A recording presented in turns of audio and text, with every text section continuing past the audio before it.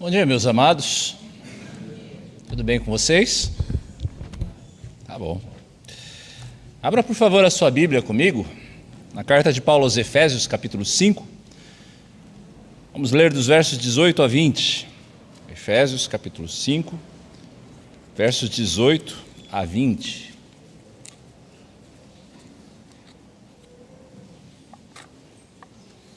Fico honrado de abrir este momento mais intenso do aniversário do Jubileu de Ouro da Betel.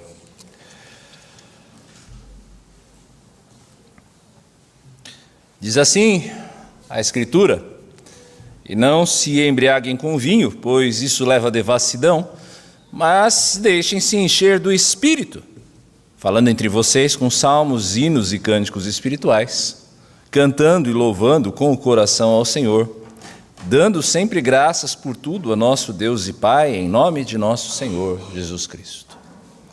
Vamos orar mais uma vez. Bendito Senhor, Tu que pelo Teu Espírito inspiraste, ó Deus, o autor sagrado, o apóstolo Paulo, agora, Senhor, ilumina o nosso entendimento, o nosso coração, a fim de que a boa semente do Evangelho lançada em nós, ó Senhor, possa frutificar. Nós oramos no nome do Senhor Jesus. Amém. No dia 31 de dezembro de 1866, cerca então de 7 anos, um pouco mais de 7 anos depois de sua chegada ao Brasil, o missionário americano Ashbel Green Simonton, pioneiro do presbiterianismo aqui na nossa pátria, fez o último registro no seu diário. Ele avalia o ano, ele avalia a si mesmo e ele se revela um tanto descontente com a sua vida devocional, com o seu caminhar com Deus. Então, Simonton escreve a sua oração bem conhecida que encerra o seu diário: quem me dera um batismo de fogo que consumisse minhas escórias, quem me dera um coração totalmente de Cristo. Palavras de Simonton. Que crente não tem o mesmo desejo? Que crente não tem esse mesmo desejo de Simonton por mais de Deus, por mais de santificação, por mais desejo pela vontade do Senhor, por mais fidelidade na obra? Que crente não tem esse desejo? Há aqueles entre nós que travam lutas terríveis contra o pecado, que os fazem pensar no seu pouco progresso que julgam ter na sua vida espiritual. Outros ainda estão tão dominados por ansiedades e preocupações que a antiga alegria dos momentos de comunhão com Deus e com o povo de Deus parecem ter ficado no passado. Há ainda os que se sentem intimidados diante da maldade em redor e silenciam da sua associação com Cristo. Por isso eu pergunto a você hoje: você também deseja mais do Senhor? Mais de seu amor, mais daquela vitalidade que nos move ao testemunho e ao serviço? É bem conhecido o hino que nós cantamos: mais de Cristo eu quero ter, seu ensino receber, ter da sua compaixão e da sua mansidão. Mais de Cristo, mais de Cristo, mais do seu puro e santo amor, mais do bondoso Salvador. Ignore a afinação do cantor, mas eu creio que todos nós cantamos e desejamos isso, e eu quero perguntar a você então, a você que está aqui, a você que está em casa nos assistindo: é este o seu desejo? Paulo está falando a uma igreja que se localiza em uma grande cidade, Éfeso, uma cidade cosmopolita. Cerca de 250 mil habitantes, estima-se, uma das maravilhas do mundo antigo ali, o templo de Diana, a terceira cidade mais importante do Império Romano, apenas atrás de Roma e de Alexandria. Éfeso, então, é uma igreja que tem muito a ver conosco, que vivemos também em uma grande cidade, uma grande metrópole como São Paulo. Paulo se encontrava preso, muito provavelmente em Roma. A prisão sobre a qual nós lemos no final do livro de Atos Provavelmente Paulo recebe notícias preocupantes de que outras filosofias contrárias ao Evangelho estavam penetrando na igreja de Éfeso. Ele vai então ensinar em Efésios que Cristo é o cabeça de um novo povo, o cabeça de uma nova humanidade, a igreja, um só corpo, que é formado tanto por judeus quanto por gentios. A vida desta uma nova humanidade não deveria ser caracterizada pela tolice, mas pela sabedoria. E a sabedoria não mundana, mas a sabedoria que vem de Deus. No verso 17, que antecede aqui o nosso texto, Paulo vira a chave desta vida sábia. O homem e a mulher de Deus, que pertencem a esta humanidade, deveriam buscar qual a vontade do Senhor. Você que deseja a sabedoria do alto, precisa buscar a vontade do Senhor. E que vontade é esta? A vontade de Deus é que eu e você tenhamos a plenitude do Espírito. A vontade de Deus é que eu e você tenhamos a plenitude do Espírito. É que nós sejamos guiados pelo Espírito de Deus. É que nós respondamos ao chamado do Senhor para o avivamento, na plenitude do Espírito Santo. E nesse texto de hoje nós aprendemos o que impede essa plenitude e o que a promove. O que impede essa plenitude e o que impede essa plenitude do Espírito. O verso 18 revela qual seja a vontade do Senhor para os crentes através de dois comandos. Um deles negativo e o outro positivo. O negativo, não se embriaguem com vinho. E o positivo, deixem-se encher do Espírito. Na verdade, o comando negativo seria mais exatamente traduzido por não se deixem embriagar com vinho. Voz passiva.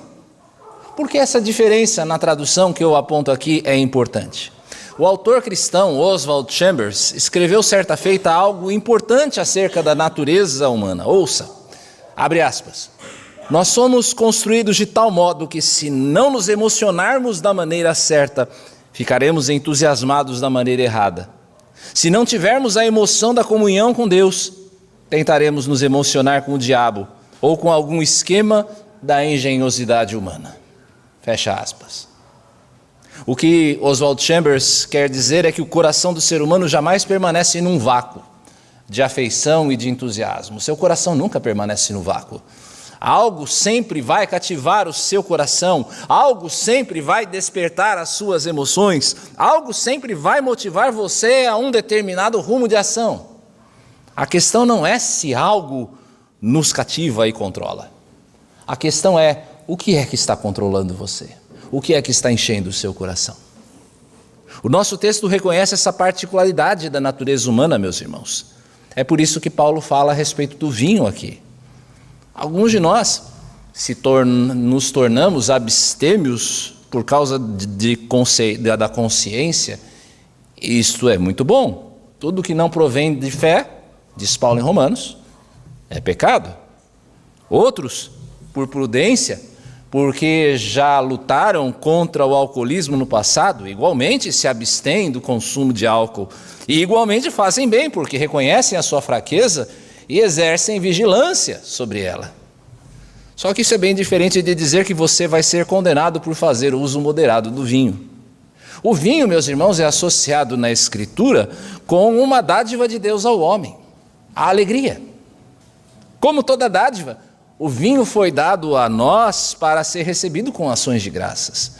Além disso, se o uso do vinho fosse pecado, nosso Senhor Jesus Cristo o teria evitado em ocasiões como as bodas de Caná ou na ceia. Com isso eu quero recomendar a você, cuidado com o ascetismo legalista, tão prejudicial, tão ofensivo ao Evangelho quanto a licenciosidade. Com isso eu quero dizer, você não vai ser lançado ao inferno se você tomar uma taça de vinho no almoço de domingo. Mas a Escritura igualmente condena o uso imoderado do vinho e de todas as bebidas alcoólicas. Em Provérbios, o vinho é descrito como escarnecedor, como traiçoeiro, algo cujo excesso leva a contendas, aos atos impensados, ao ridículo. Existe alguém aqui que nunca tenha se deparado com o estado lamentável que a embriaguez produz? Que nunca tenha visto a situação de alguém que se entrega à embriaguez? Talvez até você mesmo, no seu passado, espero que no seu passado, talvez você mesmo já tenha passado por alguma situação desagradável por exagerar da bebida. É com isso em mente que Paulo prossegue no verso 18. Não se embriaguem com vinho, pois isso leva a devassidão. Devassidão é algo feito quando a mente está ausente, algo desconsiderado, algo imoral, algo que produz vergonha. Em resumo, devassidão é tudo aquilo que contraria a virtude, tudo aquilo que contraria o que é virtuoso. O excesso do vinho, meus irmãos, é algo condenável porque nos faz perder o domínio próprio, que é fruto do Espírito, texto que nós lemos aqui na nossa liturgia hoje. Mas é apenas ao vinho que nós podemos aplicar o que Paulo está dizendo aqui para mim e para você? Ou a outros tipos de bebidas?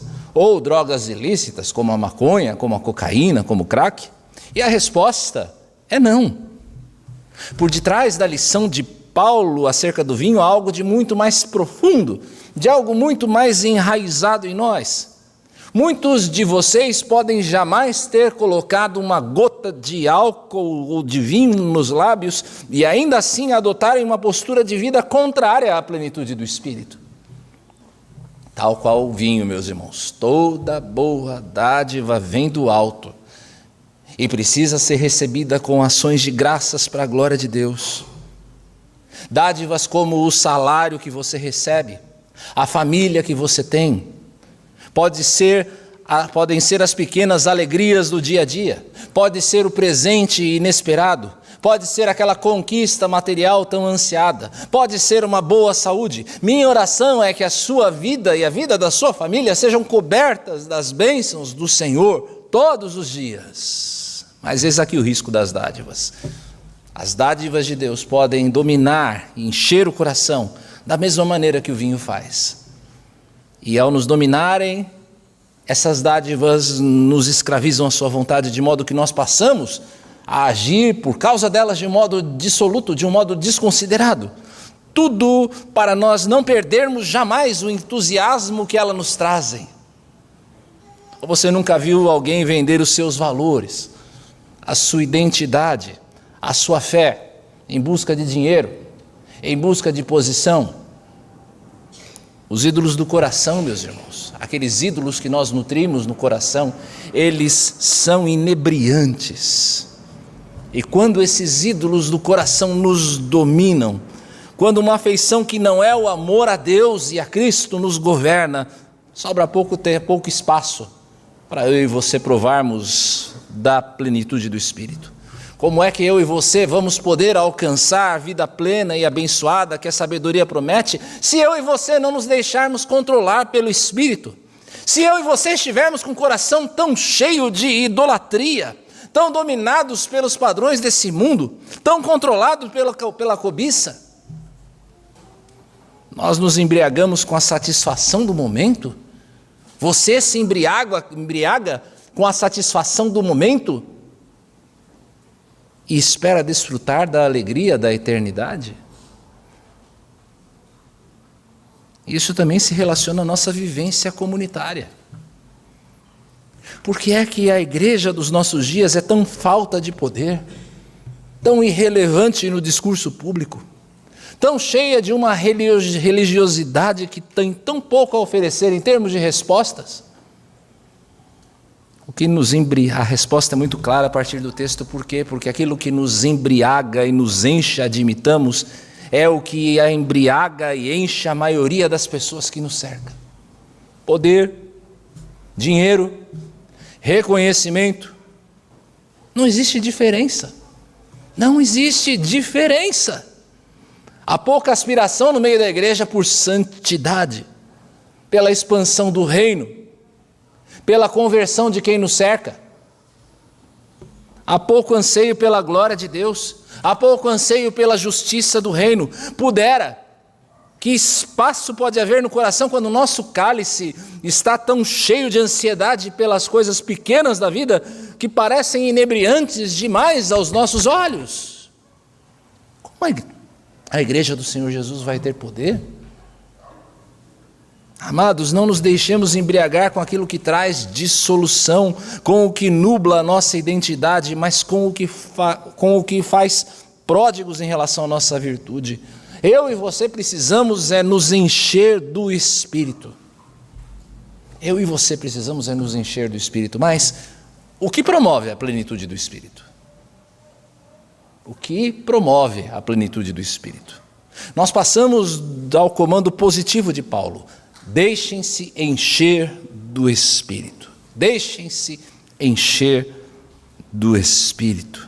Você que é uma pessoa perceptiva, já notou certamente que o verbo aqui também está na voz passiva. É Deus quem nos dá o seu Espírito na regeneração. Nós não cremos em um segundo batismo com o Espírito, como acreditam os nossos irmãos pentecostais. A conversão é obra do Espírito de Deus. É o Espírito quem nos convence da verdade da Escritura. É o Espírito quem desperta em nós a necessidade de um Salvador. É o Espírito de Deus que nos revela a Cristo. Todos os que são de Jesus, todos os que já passaram pela regeneração, todos aqueles que já passaram pela conversão, já são morada do Espírito de Deus. Você já é a morada do Espírito de Deus. Mas ainda, como Jesus nos diz no 3º capítulo do Evangelho de João, Deus não nos dá o Espírito por medida. Não é que eu vou recebendo um pouquinho do Espírito a cada dia, principalmente se eu for bonzinho, se eu fizer as minhas devocionais matinais, se eu vier à igreja ao domingo. Não é que o Espírito vai ser dado gota a gota por nós. Nós temos o Espírito de Deus, dado de uma vez por todas, quando a graça do Senhor Jesus nos alcança e nos converte. Então, o que é que Paulo quer dizer quando ele diz, deixem-se encher do Espírito? Nós aprendemos, meus irmãos, na classe de catecúmenos, que a ação do Espírito na conversão é alguma coisa irresistível. Se a graça, a operação do Espírito na sua vida não fosse algo irresistível na sua conversão, de maneira nenhuma algum de nós viria a Cristo. Por quê? Porque nós estamos mortos nos nossos pecados, nós estamos cegos. Mas é possível, e isso sim, é possível, que eu e você resistamos à ação santificadora do Espírito, de nós nos recusarmos a dar ouvidos à sua direção. É nesse sentido que Paulo diz nessa mesma carta aos Efésios que nós não devemos entristecer ao Espírito com o qual nós somos selados para a salvação, ou então lá em 1 Tessalonicenses, quando nós somos ordenados a não apagar o Espírito, rejeitando a vontade do Senhor. Eu resisto ao Espírito, meus irmãos, quando eu prefiro me embriagar com os ídolos do meu coração. Eu resisto ao Espírito quando eu prefiro realizar a minha vontade e não a de Deus. Como é que eu e você podemos nos deixar encher pelo Espírito? Primeiro, Paulo vai dizer aqui no verso 19, falando entre nós com salmos, hinos e cânticos espirituais. Falando entre nós com salmos, hinos e cânticos espirituais. O que Paulo quer dizer, diferenciando essas características de música, esses tipos musicais, é algo incerto. Os comentaristas aqui desse texto vão dizer que os salmos são a coletânea dos que temos dos hinos de Israel. Que os hinos são canções geralmente entoadas por um coro, como nós ouvimos com as crianças. E os cânticos seriam as nossas canções congregacionais. Mas é incerto o que Paulo quer dizer. O adjetivo, entretanto, espirituais se aplicam a todos esses estilos, salmos, hinos, cânticos, porque o que há para ser cantado é aquilo que o Espírito dirige por meio da palavra. Mas o que deve chamar a nossa atenção aqui, e é para cá que eu chamo a sua atenção nesse momento, é a ordem para nós falarmos entre nós, com cânticos. E isso nos ensina, meus irmãos, que nós cooperamos uns com os outros em nos deixarmos encher pelo Espírito. Isso acontece quando você exorta ao seu irmão a uma vida de maior santificação. Quando você, minha irmã, exorta a sua irmã nas suas tentações e dificuldades, quando você as anima. Quando nós repreendemos uns aos outros em nossos erros. O primeiro segredo para a plenitude do Espírito é a comunhão. Comunhão. Uns aos outros. É interessante o meio que Paulo ordena para essa edificação mútua. A música. A música, meus irmãos, é um veículo muito poderoso de ensino. Por quê? Porque ela toca não apenas o raciocínio, mas as nossas emoções. Quantas vezes uma bela canção espiritual não tocou você profundamente, como um bálsamo do alto, ou então levou você às lágrimas diante da beleza do Senhor?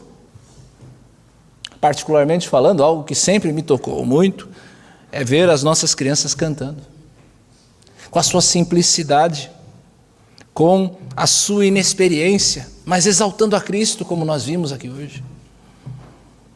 Toca demais o meu coração.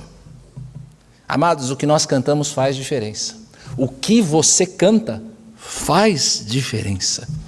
Quando nós cantamos o conteúdo da palavra de Deus, quando nós exaltamos a Deus, quando nós lembramos das suas promessas, no veículo poderoso que é a música, eu e você somos fortalecidos, eu e você somos transformados pelo Espírito que opera por meio da Escritura.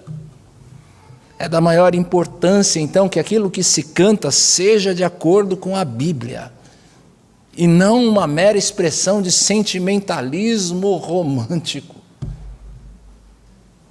Outro ponto importante aqui: não negligencie jamais a adoração comunitária. Que tristeza é ver a igreja vazia nos nossos dias. Que igreja é ver quando muitos de vocês se ausentam. Ver aquele lugar que geralmente você está aí sentadinho e o pastor sabe, né, o lugar onde cada um senta. E você percebe, puxa, fulano, cicrano, faltou de novo. Puxa vida. Não negligencie a adoração comunitária. Deus também nos enche do Espírito no transbordamento da vida dos nossos irmãos. Amados, aqui nesta igreja, esta igreja, a igreja presbiteriana Betel, esta igreja é lugar de bênção. É lugar de bênção. Você é uma bênção no nosso meio. E nós somos uma bênção para você também. Você faz muito mal se você se ausenta domingo após domingo. Quando você enche a sua agenda de compromissos e usurpa o dia do Senhor. Acredite ou não, você faz falta para nós. E nós fazemos falta para você, mesmo que na sua teimosia, na sua tolice, você não deseja admitir. O segundo segredo que Paulo traz para a plenitude no Espírito: o primeiro é a comunhão, o segundo é a adoração. Diz ele aqui no verso ainda 19, cantando e louvando com o coração ao Senhor. Cantando e louvando com o coração ao Senhor. Paulo continua a falar de música, mas se na primeira parte o foco parece ser com quem nós cantamos, uns aos outros, a nossa atenção aqui é no que e a quem cantamos. Nós cantamos louvando, adorando, lembrando a nós mesmos e aos demais da grandeza do nosso Deus, lembrando uns aos outros das perfeições do seu caráter, lembrando uns aos outros da sua providência bondosa. Adoração é contemplação da beleza do nosso Deus, é satisfazer e fazer a nossa alma descansar nele, é exprimir a nossa confiança de que Ele é o nosso Pai e de que nós somos os seus filhos, de que nós estamos certos de sermos recebidos na família de Deus por meio de Cristo. Como é que nós adoramos? Diz Paulo, com o coração, não apenas com palavras bonitas, mas que não refletem a verdade do que nós cremos no nosso ser mais íntimo. Eu me lembro de uma época em que a igreja que eu pastoreava cantava: somos corpo, e assim bem ajustado, totalmente ligado. Só Deus sabia o que acontecia nos bastidores. Aquilo que você canta é a verdade do que você crê, do que você vive. A adoração que Deus aceita e que nos enche do Espírito é a adoração verdadeira, de quem tem relacionamento real com o Deus vivo, que habita dentro de nós. Eu e você, como presbiterianos, somos acusados de sermos frios na adoração. Os frozen chosen, como dizem os americanos sobre os presbiterianos. Que bobagem. Como é que pode haver frieza quando há adoração verdadeira, na contemplação da grandeza de Deus? Contudo, vale um exame individual aqui de cada um de nós. Aquilo que você fala, aquilo que você canta em relação a Deus, reflete a verdade do seu coração? Reflete a verdade do seu relacionamento com Ele? Se não, é necessário que eu e você roguemos por iluminação do Espírito, a fim de nós podermos ver ao Senhor tal qual Ele de fato é. Nós precisamos, meus irmãos, reaprender o poder da contemplação, das grandezas, das perfeições de Cristo a partir da palavra. Olhar para Cristo, compreender a sua majestade a partir do que a Escritura diz a respeito dele, é transformador, como nos lembra o Salmo 34, verso 5. Os que olham para ele ficarão radiantes, o rosto dele jamais se cobrirá de vexame. Terceiro movimento, de quem quer se deixar encher pelo Espírito: comunhão, adoração. O terceiro movimento é a gratidão. Observe o verso 20. Observe o verso 20. Dando sempre graças por tudo a nosso Deus e Pai, em nome de nosso Senhor Jesus Cristo. Quando é que nós devemos agradecer? Sempre. Sempre. Nós somos muito pródigos e muito rápidos em pedir, mas bem pouco em agradecer. Já notou a dinâmica das nossas orações? Pelo que nós devemos agradecer? Pelas boas dádivas? Pelas vitórias? Pelos sucessos na nossa vida? Olhe para o texto. Por tudo. Sim, porque todas as coisas cooperam para o bem daqueles que amam a Deus. Mesmo as dificuldades, pastor? Sem dúvida. Porque as dificuldades provam a nossa fé, produzem paciência, produzem perseverança. Olhe mais uma vez para o texto. A quem nós devemos agradecer? A nosso Deus e Pai. Quando nós agradecemos, nós reconhecemos dois fatos sobre o Senhor. Primeiro, que Ele é Deus. Como Deus, Ele é todo poderoso, todo sábio, todo soberano. E este Deus tão grandioso em todas as suas perfeições é nosso Pai. Todo providente, todo amoroso, bom, justo em nos disciplinar. Que busca o nosso bem mesmo quando ordena a tribulação. Através de quem nós agradecemos, olhe para o texto, em nome do nosso Senhor Jesus Cristo. Isso porque todo bem que nós recebemos de Deus não é mérito nosso. Se Deus nos desse o que nós merecemos, como alguns cantam por aí, se Deus nos desse o que nos pertence, nós estaremos todos condenados ao inferno. É por meio de Jesus que o Senhor nos abençoa. Então é por meio de Jesus que nós levamos nossas ações de graças diante de Deus.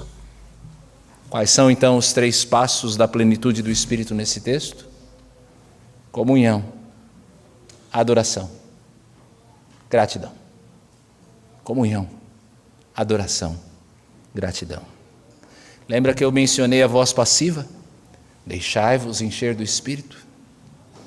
É interessante que a voz passiva nos dirige menos à ação e mais à desistência de nós mesmos. Menos a agir, mais em abrir-se. Ser cheio do Espírito, meus amados, é apropriar-se de modo consciente de algo que você já possui. É apropriar-se da presença divina em nós.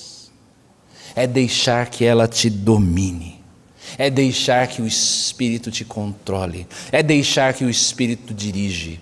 É preciso nos deixar guiar pelo que nós conhecemos e sabemos a respeito do caráter e do poder de Deus. E é por isso que comunhão, adoração e gratidão são tão importantes, porque elas nos lembram quem é o nosso Deus, que o nosso Deus é um Deus confiável, que eu e você todos os dias podemos entregar a nossa vida, a nossa família, o nosso procedimento procedimento, em tudo nós podemos confiar no nosso Deus e entregar a nossa vida à direção dele por meio do Espírito Santo que opera por meio da Escritura.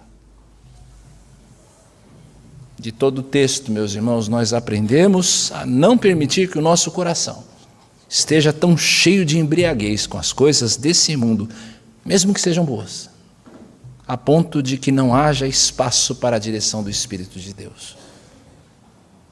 Se você quer a plenitude do Espírito, se você quer provar do avivamento de Deus sobre a sua vida, se você deseja ver o avivamento de Deus acontecendo nesta igreja e sobre toda a igreja do Senhor, a resposta é simples: deixe-se encher.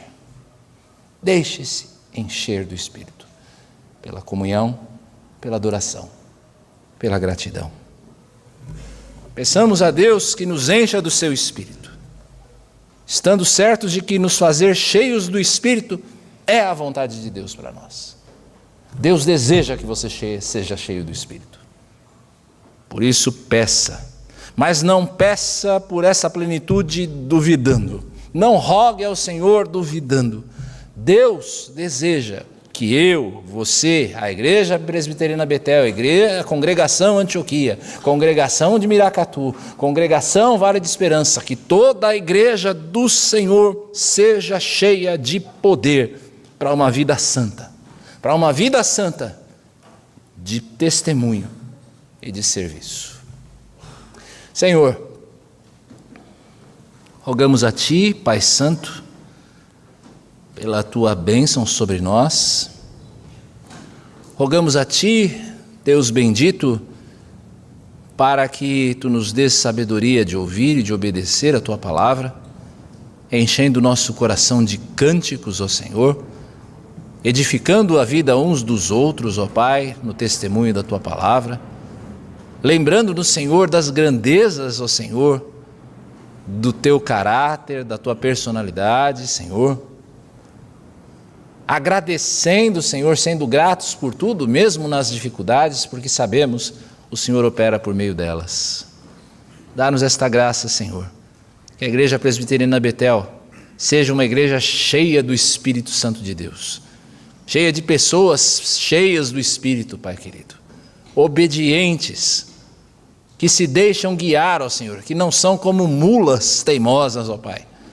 Que esta bênção esteja sobre essa igreja, sobre as suas congregações também, e sobre todo o Teu povo, ó Pai. Nós oramos assim no nome do Senhor Jesus. Amém.